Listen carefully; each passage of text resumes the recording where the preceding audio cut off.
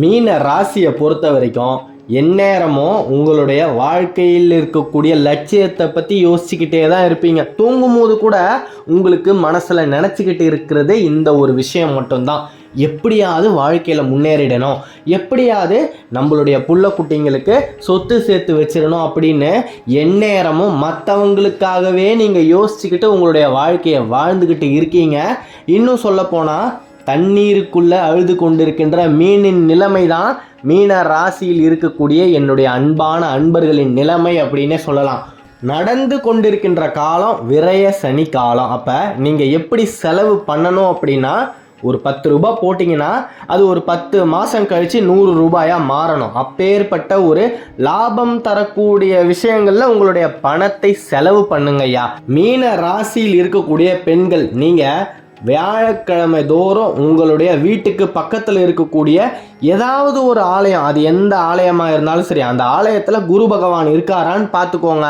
அந்த குருவை போய் ஒரே ஒரு முறை தரிசிச்சுட்டு அவரை சாட்சாங்கமாக கும்பிட்டுட்டு வாங்க.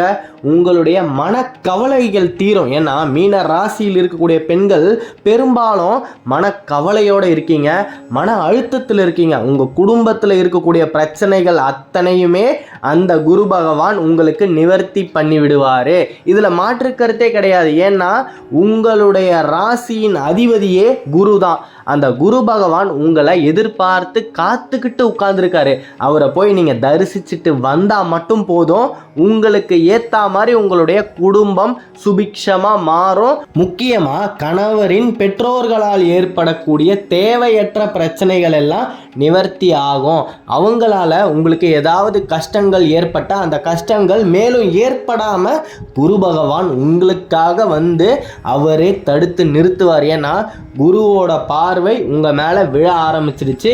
அவருடைய அனுகிரகம் உங்களுக்கு பரிபூரணமாக கிடைச்சிக்கிட்டே இருக்கும். நீங்கள் வியாழக்கிழமை தோறும் குரு பகவானை போய் தரிசிச்சுட்டு வந்தால் மட்டும் போதும்.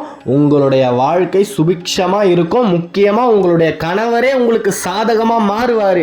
அப்பேற்பட்ட மாற்றம் உங்களின் வாழ்வில் நடக்கும்.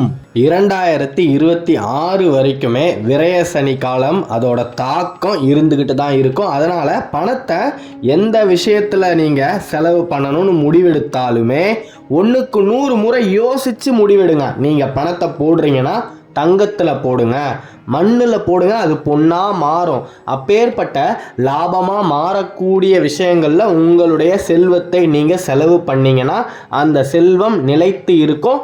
மற்றபடி நீங்கள் வேறு எந்த விஷயத்தில் செலவு பண்ணியே ஆகணும் அப்படின்னு ஒரு தர்ம சங்கடமான கட்டாயம் வந்தாலுமே 1க்கு 100 முறை யோசித்து செலவு பண்ணுங்க. மனசு நிம்மதியாக இருக்கணும். எந்த ஒரு வேலையை எடுத்தாலும் அதில் ஏதாவது ஒரு பிரச்சனை வந்துடுது. மன நிம்மதியே இல்லை. படுத்தா தூக்கம் வர மாட்டேங்குது. காலையில் எந்திரிச்ச உடனே ஒரே மனசு படபடப்பாக இருக்குது அப்படின்னா ஒரு 10 நிமிஷம் காயத்ரி மந்திரத்தை போட்டு கேளுங்க.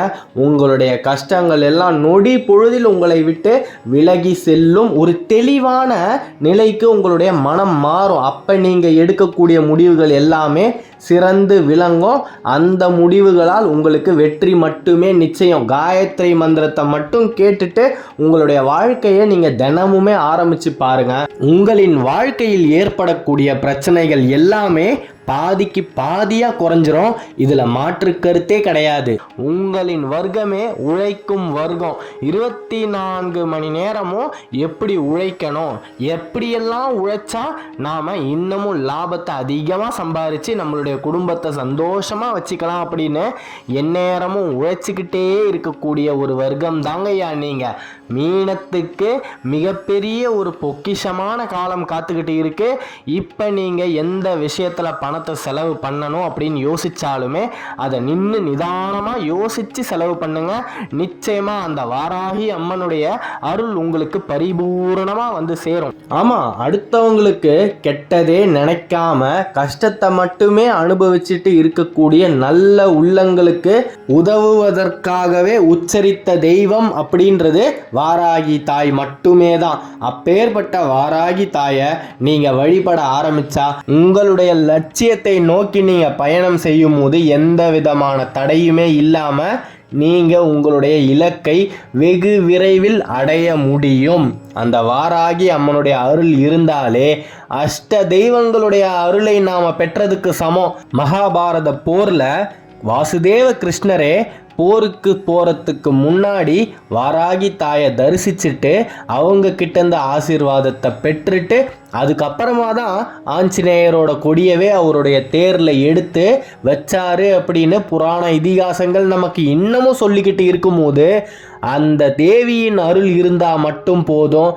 நம்மளுடைய கஷ்டங்கள் எல்லாமே நொடி பொழுதில் காணாமல் போயிடும். நிறைய பேருக்கு வாராகி தாயை வழிபடலாமா, வாராகி தாயோட படத்தை வீட்டில் வைக்கலாமா அப்படின்னு பல சந்தேகங்கள் இருக்கு. நிச்சயமாக வழிபடலாம். அந்த தேவி கையில் 1000 ஆயுதம் இருந்தாலுமே அதை பார்த்து நாம் பயப்பட தேவையே இல்லை. எப்பயுமே தெய்வங்கள் ஆயுதத்தை கையில் ஏந்துவதற்கான காரணம் என்ன?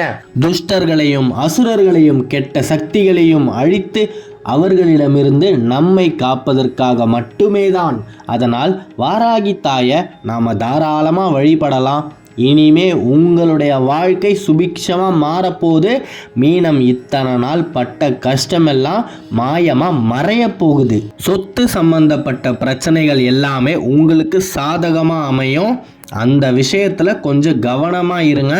எந்த கையெழுத்து போட்டாலும் 1க்கு 4 முறை நல்லா யோசித்து நீங்கள் எந்த விதமான பத்திரத்துலேயுமே கையெழுத்தை போடுங்க. அவசரப்பட்டு அவங்களுக்கு உதவி செய்ய போகிறோம், இவங்களுக்கு உதவி செஞ்சால் நல்லா இருக்கும் அப்படின்னு தயவு செய்து பதட்டத்தில் எந்த விதமான ஒரு முடிவையுமே எடுக்காதீங்க. உங்களுக்கு இருக்கக்கூடிய கடன் தீரக்கூடிய காலம் இது. இந்த நேரத்தில் கடன் பிரச்சனை தீரும் போது நாமளே நமக்கு இன்னொரு பிரச்சனையை ஏற்படுத்திக்க கூடாது. மீன ராசியில் இருக்கக்கூடிய கணவன் மனைவிக்குள்ள வரக்கூடிய பிரச்சனைகள் அனைத்துமே தீரும் காலம் இது. விரய சனியால் செல்வ வளம் கொஞ்சம் குடும்பத்தில் குறைய தான் செய்யும். அந்த ஒரு பிரச்சனையால் உங்கள் குடும்பத்துக்குள்ள மனக்குழப்பங்களும் கருத்து வேறுபாடுகளும் இந்த காலகட்டத்தில் ஏற்படும். அப்படி ஏற்படும் போது ஒருத்தருக்கு ஒருத்தர் விட்டு கொடுத்து போய் பாருங்க. மீன ராசியில் இருக்கக்கூடிய கணவரா நீங்கள், மனைவி 1000 பேசட்டும், நீங்கள் இந்த காதலை வாங்கி அந்த காதலை விட்டுட்டு அதுக்கப்புறமா ஒரு 2 நாள் கழிச்சு இப்படி பேசிட்டியேம்மா, அவசரப்பட்டுட்டியேம்மா, நான் இதை இந்த விதத்தில் தான் சொன்னேன் செஞ்சேன் அப்படின்னு புரிகிற மாதிரி எடுத்து சொல்லுங்க. நீங்களுமே அந்த தருணத்திலேயே விடாப்புடியா நீங்கள் அந்த பிரச்சனையை பற்றி பேசுனீங்கன்னா மிகப்பெரிய ஒரு பிரளயமே ஏற்பட்டுடும். ஏன்னா விரய சனியோட ஆதிக்கமே இப்படி தான் இருக்கும். மனக்குழப்பத்தில் ஆரம்பித்து மிகப்பெரிய ஒரு பிரிவினையவே கொண்டு வந்து விட்டுடும்.